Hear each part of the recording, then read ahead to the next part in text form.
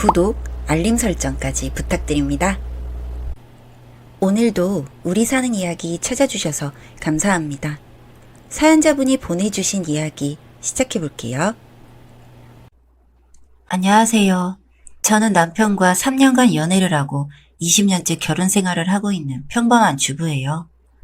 저희 남편은 소위 잘 나가는 소아과 의사예요. 저에게는 18살의 딸과 15살의 아들이 있어요. 멋진 남편 덕분에 남들보다 부족한 것 없이 육아도 하고 결혼 생활을 하고 있네요.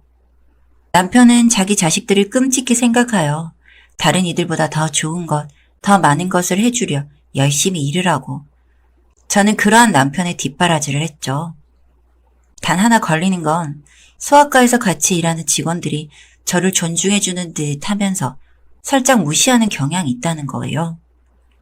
결혼 생활을 하면서 많이 걸리긴 해도 부딪히는 일이 없으니 애써 무시하고 살았죠.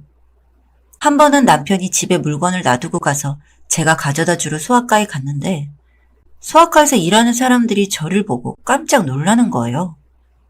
뭔가 느낌이 쎄하다 싶어서 남편이 없는 사이 남편 서랍을 뒤져보았죠. 거기에는 소아과 실장이랑 남편이 같이 여행을 가서 찍은 사진이 있는 거예요. 그러한 사진들이 수도 없이 나오기 시작했죠. 전 손이 벌벌 떨렸어요. 아이들을 생각해서라도 그럴 수가 있나?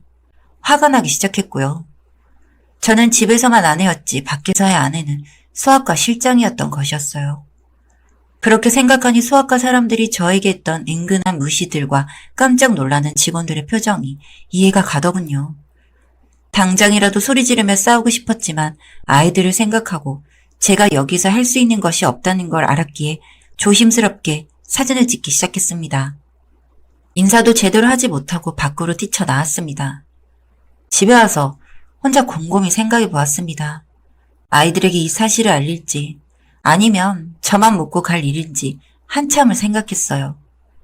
바람을 핀 사실도 맞고 다른 여자랑 여행 간 사실도 맞았지만 그이 덕분에 풍족하게 아이들을 키울 수 있었고 아이들의 아빠라는 사실은 여전히 변함이 없었으니까요. 제가 여기서 죽으면 되나라는 생각도 많이 했습니다. 하지만 아이들의 생각이 많이 나서 어떻게 하지 못하겠더라고요. 몇 날 며칠을 울면서 많이 고민했습니다. 그리고 용기를 내어 변호사를 찾아갔죠. 하지만 확정적인 증거가 아니라고 더 많은 증거를 들고 와야 한다고 하더군요. 그날부터 남편의 뒤를 밟기 시작했습니다. 남편의 휴대폰에 있는 내용과 남편의 블랙박스까지 살펴보았습니다. 하지만 어떠한 증거도 없더라고요. 저나 다른 사람들의 눈을 어떻게 오랜 시간 동안 피할 수 있었는지 생각이 들더군요. 그래서 남편의 근무실에 몰래 소형 CCTV를 달아놨습니다. 며칠 뒤에 수거한 뒤 보았을 때 그들의 스킨십과 그들이 나눴던 대화를 보고 이혼을 하기로 결심했죠. 변호사와 많은 상담을 하고 자료를 모은 후 남편에게 이혼을 하자고 요구를 했습니다. 남편은 예상대로 날뛰기 시작하더군요. 처음에는 부인하다가 증거를 들이미니 미안하다고 사과를 하면서 울기 시작하다가 제가 뜻을 굽히지 않자 점점 화를 내기 시작하더군요. 오죽했으면 자기가 그랬냐면서 이 말을 듣고 남편에 대한 남아있던 일이마저 사라졌습니다. 남편을 고소하고 남편과 이혼하기로 결심했던 저는 두 가지 걸림돌이 있었습니다. 하나는 아이들에게 이 사실을 어떻게 알릴 것인가였고, 또 하나는 제가 부인으로 있었던 것을 알면서도 뻔뻔하게 소아과에서 남편의 부인 노릇을 한 소아과 실장님이었습니다.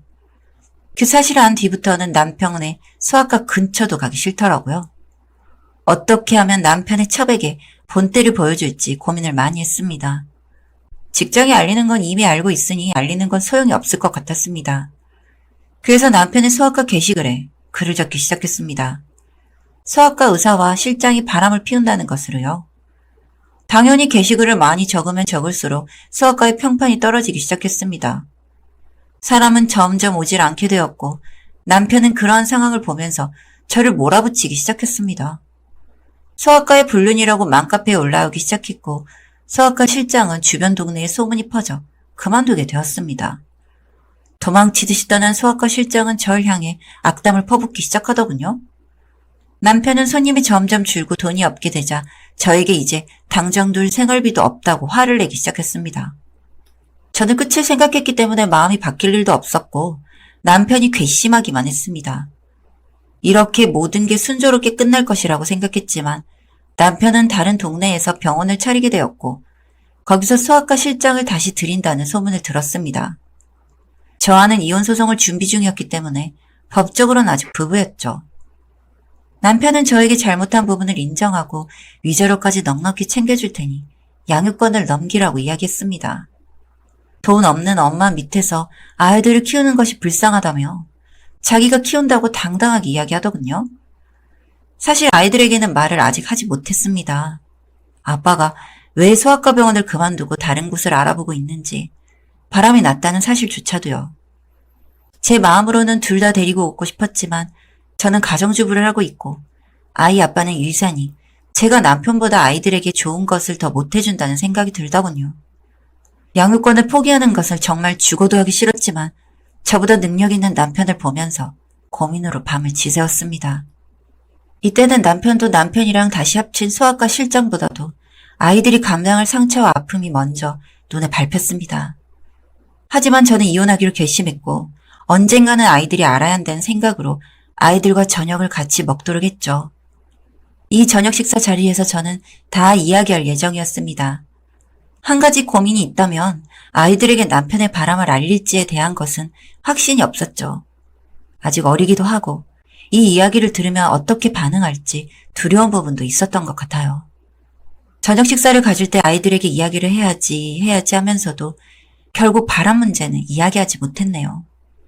이혼을 한다는 이야기만 두루뭉술하게 이야기했고 아이들은 저도 남편도 원망과 비난을 하기 시작했습니다. 이렇게 될 줄은 알았지만 막상 닥쳐보니 마음이 공허하더군요. 남편과 이혼 소송을 하면서 아이들과도 사이가 멀어지기 시작했습니다. 아이들은 저와 남편 둘 다에게 마음을 닫기 시작하더군요. 예정된 이야기였지만 직접 겪으니 마음이 무너질 것 같았습니다. 남편은 아이들을 자기와 같이 살자며 아빠가 뭐든지 다 해주겠다는 식으로 이야기를 하며 아이들을 설득시키기 시작했습니다. 아이들도 동요하는 것 같았고요. 어느 날 같이 혼자 저녁을 먹고 있는데 큰아이가 소리치면서 집에 오기 시작했어요. 친구들과 다른 동네에서 놀고 있다가 남편이 소아과 실장과 같이 있는 모습을 보고 사진을 찍어서 집에 오더군요.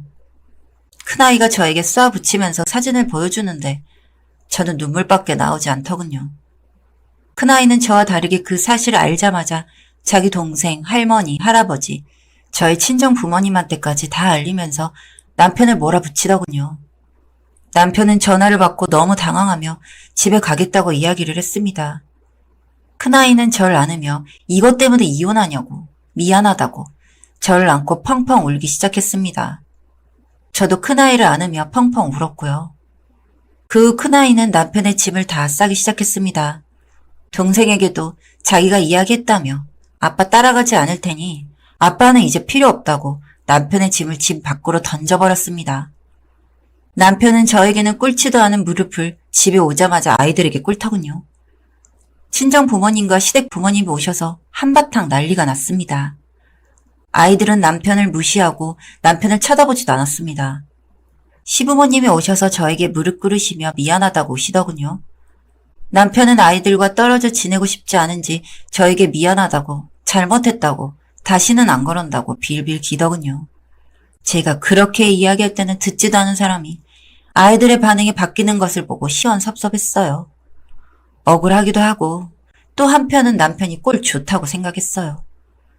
결국 저는 마음을 바꾸지 않았고 아이들은 남편을 쳐다보지도 않네요. 남편은 매일 일이 끝나면 저희 집에 와서 미안하다고 잘못했다고 이야기합니다. 시댁 식구분들도 남편을 사람 취급해주지 않네요. 그러한 아들은 필요가 없다고 남편에 대한 재정적 지원을 끊어버렸어요. 저 혼자 끙끙 앓아왔던 모든 것들이 큰아이의 폭로로 모든 게 마무리되어 가고 있네요. 아이들에게 미안하고 마음이 많이 아프지만 아이들 덕분에 이겨냈고 아이들이 제가 해주고 싶은 말들을 대신 해준 것 같아서 시원합니다.